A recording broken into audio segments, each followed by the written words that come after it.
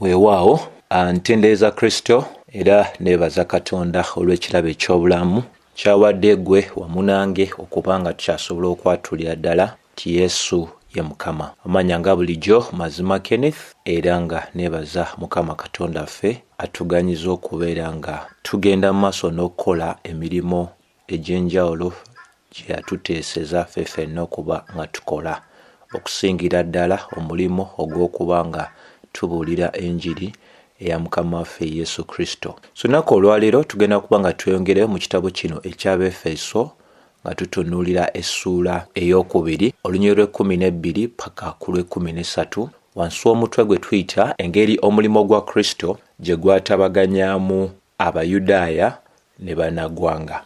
Ogwanidde okuba nga ojjukira nti tukyatunuulira ekitundu ekyokubiri eky'essuula eno ey'okubiri ey'Abefeso. Jjukira ekitundu ekisooka twatunuulira okuva ku lunyiriri olusookera ddala paka ku lunyiriri olw'ekkumi, ate ekitundu ekyokubiri kitandika ku lunyiriri olw'ekkumi paka olw'22. So mu kitundu kino ekyokubiri ekitandika ddala mu ssuula ey'okubiri olunyiriri olw'ekkumi paka ku lw'22 tulabira ddala nti ensonga enkulu yakwongera kubeera nga omutume atunyikiza ddala mu kiki ekitegeeza okuba nga tuli mu Kristo Yesu. Olunyiriri lw'ekkumi olw'essuula ey'okubiri twalaba nti Pawulo yatandika ajjukiza Abefeso engeri gye baagendanga mu maaso n'okuba nga bayitibwamu Abayudaaya bwe baagendanga mu maaso n'okuba nga babayita abo abataali bakomole.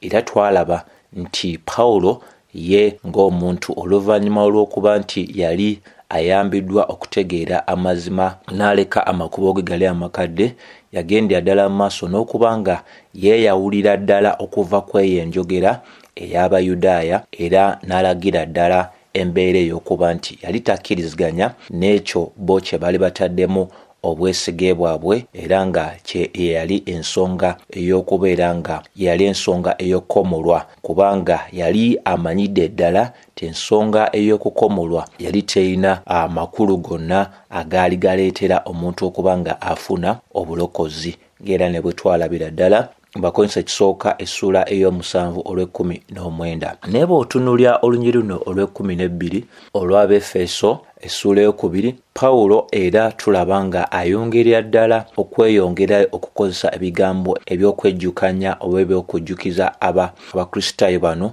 abaali Bannagwanga engeri ez'emirundi 5 gye baali bagenze mu maaso n'okusalibwako eri Katonda. Era ngenda tandika nga nkusomera olunyiriri luno olw'12 tutunulye engeri ezo ez'emirundi 5 ezinnyonnyolera ddala engeri gye baali basalibwako eri Katonda. Pawulo alaga mu lw'12 ng'agamba nti nga mu biro biri mwali nga muli wala ne Kristo Yesu.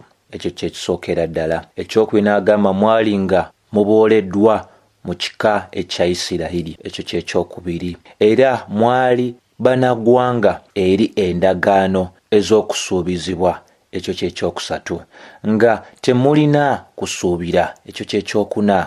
Nga temulina Katonda mu nsi. Ekyo kikulu nnyo kyakubanga tutegeera. Ebintu bino eby'emirundi 5 bwe tubitegeera bijja kubanga bituyambira ddala okutegeera lwaki Pawulo yagendera ddala mu maaso n'okuba nga aggusiza ddala ensonga zino okuba nga azijjukiza Abakristaayo kaakano wabula abaali Bannagwanga. Atandika agamba nga mu biro biri mwali muli wala ne Kristo Yesu. Atandika anywereza ddala ensonga ekwata ku Mukama waffe Yesu Kristo, kubanga Kristo gwe musingi ogw'ebintu byonna, gwe lowoozaamu obulamu obw'omuntu, oba omuntu okutambula olugendo olw'obulamu buno owatali kumanya kwa Kristo Yesu. Omuntu oyo abeera mu mbeera ey'akatyabaga ddala, kubanga Kristo ye mutonzi w'ebintu byonna, kubanga Kristo yawanirira ebyo byonna ebyatonderwa olw'amaanyi ag'ekigambo kye, kubanga Kristo kye kifaananyi ekya Katonda oyo atalabika, kubanga Kristo lye kkubo n'amazima n'obulamu, kubanga Kristo ye kuzuukira ate era bwe bulamu, kubanga Kristo gwe mugaati ogw'obulamu, kubanga Kristo ge mazzi omuntu ganywa n'ataddamu kulumwa nnyonta, kubanga Kristo gwe muti ogw'omuzabbibu, kubanga Kristo lwe luggi omuntu yenna lw'ayitamu okubeera nga ayingira mu bwakabaka obw'eggulu. Era Pawulo yatulagira ddala mu Bafilipi essuula eyokusatu olunyiriri olw'ekumi paka olw'ekumi n'agamba nti yali ayaayaana okutegeera Kristo, yali ayaayaana okutegeera Kristo wamu n'amaanyi ag'okuzuukira kwe, era agabane ne mu bibonyoobonyo ebya Mukama waffe Yesu Kristo. Pawulo okusomesa kwe bw'okuwandiika kwokwo kutulagira ddala nti oyinza obutamanya bintu byonna, naye kola nga bw'osobola okubeera nga omanya Kristo Yesu. Yagamba nti njagala manye Kristo Yesu.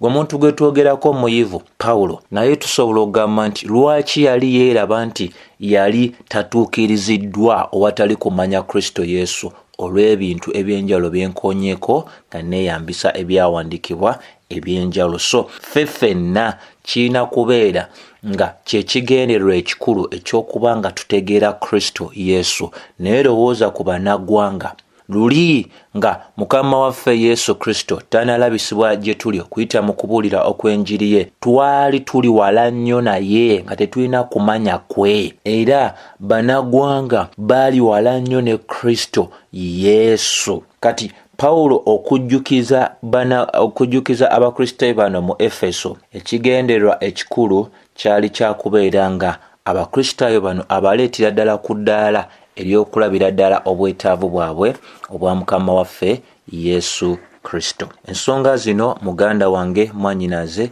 nkulu nnyo okubeera nga tukola tutya tuzinnyonnyokera ddala oba nga tuzitegeera. So ensonga zino zituyamba okubeera nga twerabira ddala nti mu butuufu twayambibwa nnyo nnyini ddala singa Mukama waffe Yesu Kristo tiyeraga gye tuli okuyita mu kubuulira okw'enjiri ye, twandibadde tutya? Lowoozaamu obulamu nga bwe nkugambye nga omuntu abutambula owatali kumanya Kristo. Omuntu oyo wakuzikirira, omuntu oyo wakulaba okubonaabona emirembe n'emirembe, talina magenda gonna. Omuntu oyo atambulira mu obulamu obutali bwa kweyagaza, wabula obulamu obw'okubeera nga bwakuba miranga, kubanga Kristo yakomya embeera yonna esobola otuviirako okuba nga tulaba obusungu bwa Katonda. Ekyokubiri, Pawulo kyagenda maaso n'anyweza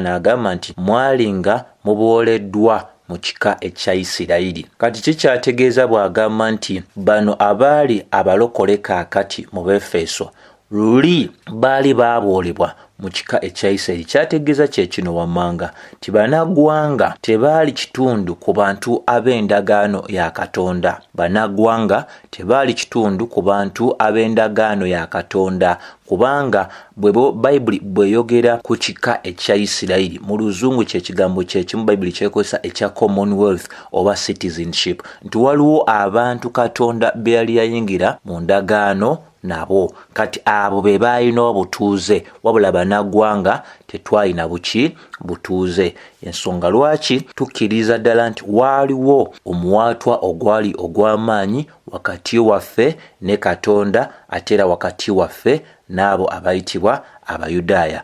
Ensonga lwaki Bayibuli egenda ddala mu maaso n'enyweza bw'osoma Bakolisaayi essuula ey'okumeka, essuula esookera ddala olunyiriri olw'21 ng'egamba nti mmwe mwali mwaboolebwa era mwali balabe mu ndowooza zammwe olw'ebikolwa byammwe ebikyamu. Bwe tutyo bwe twali, era buli osoma ebyawandiikibwa bino n'obuulya nga byawandiikibwa mu biro ebyayita, kibeera kituweera ddala essanyu okutegeera nti ffe abaali baaboolebwa nga tetugabana mu kika ekya Isirayiri, nga tetuli bantu ba Katonda, naye kaakano okuyita mu kuwandiika kuno okwowulira kulagira ddala nti kati tetukyaboolebwa, tuli kitundu ku kika ekya Isirayiri. Era n'omuwaatwa ogw'amaanyi ogwaliwo wakati waffe ne Katonda, wakati waffe n'Abayudaaya, omuwaatwa ogwo gwakomezebwa. Naye kyenjagala okukakasa nti abo bonna abatannaba kubanga bazaalibwa omulundi ogwokubiri bakyalina omuwaatu ogwo ogw'amaanyi wakati waabwe ne Katonda. Ekyokusatu Pawulo kye yasongako kye kyogamba nti era mwali bannaggwanga eri endagaano ez'okusuubiza. Ekyo kikulu nakyo kyakuba nga tutegeera nti bwe twogera ku nsonga eno tetwali kitundu ekyabo abaali ab'omu ndagaano, twali kitundu kwabo abaali wabweru w'endagaano. Tetwali bagwira nnyo eri endagaano za Katonda ze yakola n'abo abantu be abaali ab'endagaano. Twali bagwira eri endagaano gye yakola ey'okukomolwa gye yawa Ibulayimu mu lubereberye essula 17 olw'omusanvu paka olw'omwenda. Twali bagwira eri endagaano gye yayingiramu ne Bannayisirayiri ku lusozi Sinaayi mu Kuva essula 24 olusookera ddala paka ku lunyiriri olw'26 nti bwe tutyo bwe twali endagaano zino Katonda ze yakola n'abantu bano Abayisirayiri twali ngwira erizo ate era nazo zaali ngwira eriffe nga tetulina ngeri yonna gye twesobola ozigabanamu nti n'oyo eyali yasuubizibwanga Masiya twali bagwira gy'ali tetulinaako kye tumumanyi era ebisuubizo byonna Katonda byawa yali abiwadde eri abo abaali abantu be ab'endagaano ng'era n'ebikola batume 13:32 paka 34 bwenywereza ddala bulungi. So bw'otunuulira obulamu obwo bukuyamba okutegeera ekifaananyi Pawulo kyali agenda mu maaso n'okusigira abantu bano abaali Abakristaayo mu Efeso bwe yali ng'ali mukomera nti bino okubeera nga yagenda mu maaso n'obibalaga byali byakubayamba okubeera nga bigolokosa okusinza mu bo okwa Mukama Katonda waffe olw'ekyo kyali yabakolera wamu atera n'otuleetera embeera ey'okuba nga tubeera abantu abakakkamu, abantu abawombeefu, abantu abeeyotowaze kubanga tumanyidde ddala obuvo bwaffe bwe bwali, tumanyidde ddala kiki ekyakitulindiridde, tumanyidde ddala nti tetwalina kalungi konna ke twali tusobola okuba nga twenyumirizaamu. So mu byonna era asiga ekifaananyi eky'okugulumiza omulimu ogw'ettendo Mukama Katonda waffe gwe yatukolera. Kyokuna Pawulo kyagenda ddala maaso n'okuba nga anyweza n'agamba ng'era temulina kusuubira. Mu ekyo kyali agenda ddala maaso n'okuba nga ategeeza Abefeso y'ensonga ey'okulaga nti tebaayina kumanya okw'omukisa gwa Katonda eri amawanga amalala. Omuntu nga tomanyi mukisa gwa Katonda eri amawanga amalala tosobola kubeera nga oyina okusuubira kubanga tulaba lubereberye essula 12 olunyiriri 3 Mukama bwe yalaga nti okuyita mu Ibulayimu aliwa omukisa amawanga gonna. Ne mu kuba nti twali wala ne Kristo, mu kuba nti twali tubooleddwa mu kika ekya Isirayiri, mu kubeera nti twali bagwira eri endagaano ez'okusuubiza, bino byonna twali tetusobola bitegeera nti olunaku lulikya lunaku lumu naffe abayitibwa bannaggwanga Mukama n'atugonnomolako omukisa ogw'okukkiriza. So tetwalina ssuubi eri Amasiya eyali yasuubizibwa wamu n'obulokozi obwali bujja okuyita mu ye kubanga era nga bwe tumanyi Yokaana 4:4 eraga nti obulokozi bw'Abayudaaya. Era nga bwe tumanyi mu bikola batume 28 paka 2 Pawulo yali akunga Abayudaaya mu bitundu ebya Roma, yali abalaga nti abakunga olw'okusuubizibwa okwali kwabaweebwa era okusuubizibwa kuti kwali kulala kwali kusongako Kristo. Ffe tetwalina kumanya okwo, ffe tetwalina muntu eyali atusuubizibwa era tetwalina ssuubi mu bulamu buno n'obulamu obugenda okujja. Naye Mukama yeebazibwe. Timoseewo ekisooka essula esookera ddala olunyiriri olusooka lutulaga nti kaakano Kristo ly'essuubi lyaffe. Ate Timoseewo Pawulo awandiika ebbaluwa eno eri Timoseewo eyali omusumba mu Efeso, ekitegeeza nti waliwo ebintu ebyagenda mu maaso n'okukyusibwa. Ensonga endala ey'okutaano eraga engeri gye twali twasalibwako okuva eri Katonda mu kuba nti twali tetumumanyi. Pawulo kwe kuwandiika n'agamba nga temulina Katonda mu nsi. Ekyo kyali agezaako okuba nga anywereza ddala nti bannaggwanga twali nga abantu olunaku olwa lwe tuyita abo abantu abatakkiriza nti Katonda gy'ali kubanga tetwalina kumanya kwonna okw'obulokozi bwa Katonda. Twali tutambula nga bwe twagala, nga tutambulira mu binyumo eby'ensi, nga tutambulira mu kwegomba okw'omubiri, nga tutambulira mu masanyu ag'ensi eno, ng'era tusinza ebyo ebitaali Katonda, nga tufuuse baddu eri byo. Bannagwanga ffenna gye tusaasaanira mu bitundu eby'enjawulo twali tuli mu mutawaana gw'amaanyi Kristo bwe yali tannaba kujja gye tuli. So twali tetusinza Katonda, twali tusinza amayinja, tusinza ebifaananyi, tusinza omusana, tusinza omwezi, tusinza emiti, tusinza ebirime, tusinza ensolo n'ebintu ebyaki eby'enjawulo. Era mu bufunze tusobola okugamba nti twali bantu abaali balekeddwawo Katonda. Bagalatiya 4:8, Basesonika 4:5 zonna zinywereza ddala ensonga ey'obuwambe n'obusebe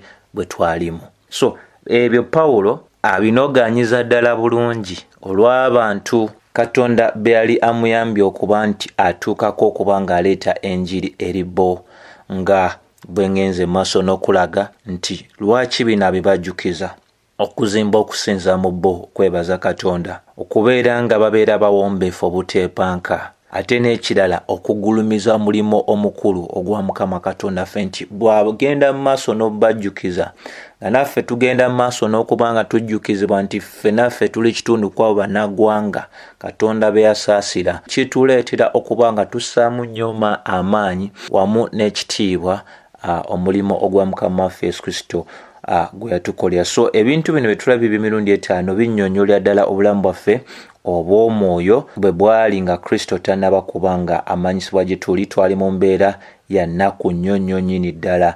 Naye ekibuuzo ekikulu, tuyinza tutya kaakano okumanya bino bye tumanyi ne tutandika okutambula nga bwe twagala?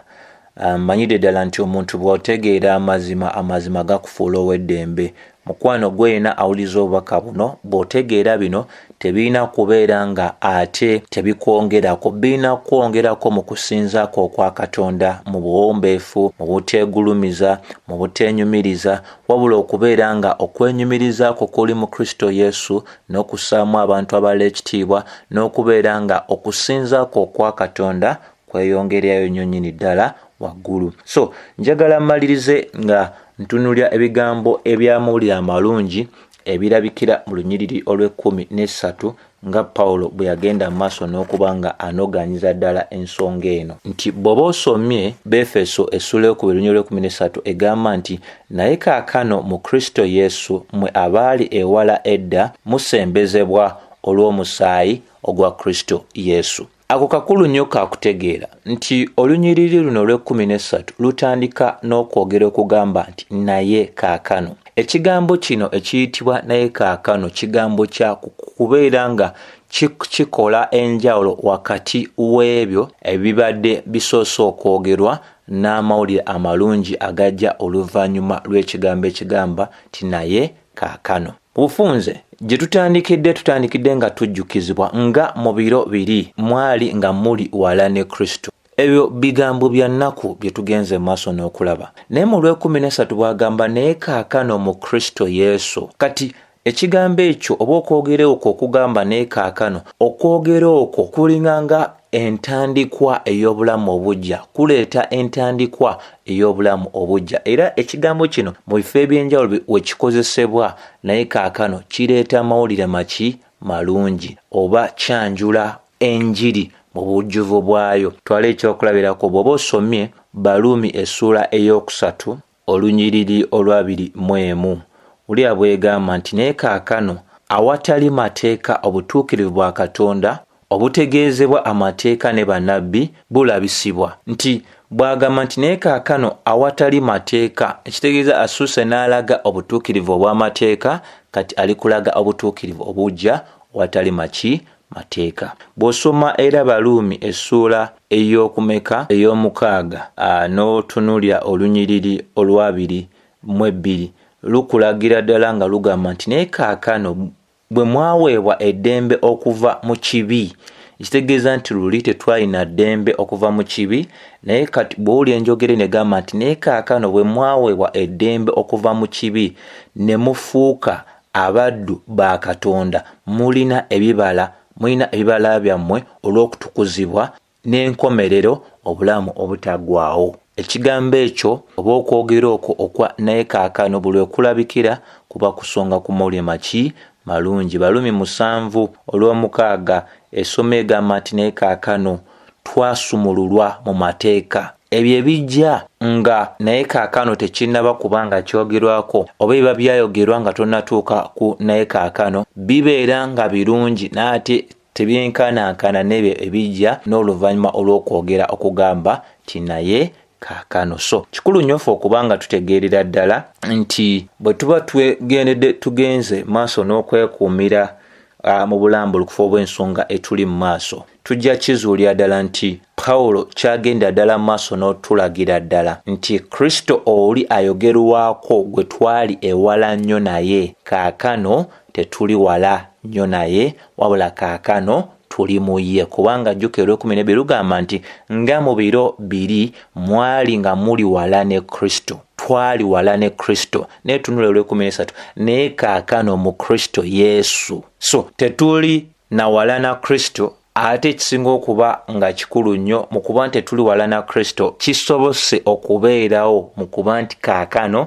tuli munda muli mwani mu Kristo Yesu era tulina enkolagana naye. Ensonga lwaki bagaseeko ekigamba nti Yesu, kubanga jjukira 12 lugamba nga mu biro biri mwali nga muli wala ne Kristo. Bakomaawo naye mu 13 egamba nti naye kaakano mu Kristo Yesu. Bwe bagattako Yesu kiba kitegeeza nti kati tulina n'enkolagana ey'ekimmemmette ey'omuggundu wamu naye, kubanga mu Kristo Yesu tewaliwo Muyudaaya, tewaliwo munaggwanga, tewaliwo musibe, tewaliwo waddembe. Bagalatiya 3:28 ne Bagalatiya 5:6. So okuyita mu kufa n'okubonaabona okwa Mukama waffe Yesu Kristo n'olw'okuyiwa omusaayi gwe gwafuuka ekyakozesebwa okubeera nti ffe abaali ewala tusembezebwa ne tuleetebwa okumpi. Ensonga gye tulaba mu Befeso 1:7, Bikolwa by'Abatume 2:39, Isaaya 5:7-19, Befeso 2:17. Mu bufunze kyetusobola okugamba nti kaakano tuleeteddwa kumpi. Tuli mu nkolagana wamu ne Katonda, tuli mu nkolagana wamu ne Mukama Katonda waffe n'abantu be, era nga tulina omuwaatwa eri ebisuubizo byonna, era nga tugabanira ddala mu ebyo ebyali eby'okunyumirwa abantu ba Katonda bokka abaali Abayudaaya. So Mukama waffe yeebazibwe olw'obulungi bwe n'obusaasizi bwe bwagenze mu maaso n'okuba nga atulaga tinaffe abaali tetulina ke tugwanira kaakano olw'omusaayi ogwa Kristo Yesu. Ye yali engeri ey'okuba nti ffe abaali ewala tusembezeddwa olw'omusaayi gwe.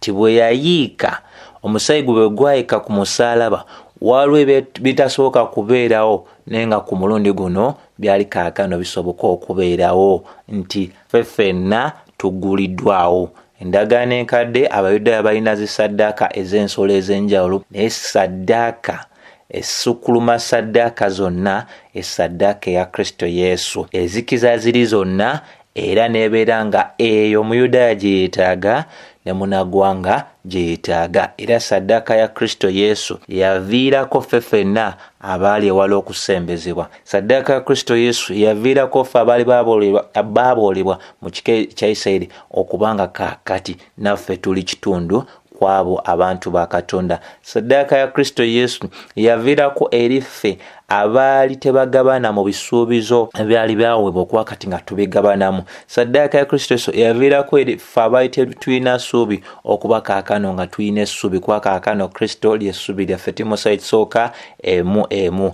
Ffe abatalina Katonda okuba nga kaakano tulina Katonda olw'omusaayi ogwa Mukama waffe Yesu Kristo. So Mukama waffe bw'anaaba era akkiriza tunaabeera nga tusensikana omulundi omundi, kubanga tutweyongera okuba nga tunnyonnyokera ddala ensonga zino nga tutunuulya olunyiriri olw'14 paka olw'16, ate tweyongere ddala okuba nga tunywereza ddala obukulu buno obw'okuba nga tusiimira ddala omulimo ogwa Mukama Katonda waffe n'okubeera nga tusigala nga tuli bawombeefu. So nsaba bino Katonda nga bw'ali ow'ekisa abikozesa okuba nga anyamba wamu naawe muganda wange ayiga wamu nange tweyongere okuba nga tulina ensonga ey'okwebaza Mukama Katonda ffe ate tusigale nga tuli bantu abakakkamu ate era abawombeefu. Ekisa kya Mukama waffe Yesu Kristo kye mbasabira kibeere eri mmwe mwenna. Amiina.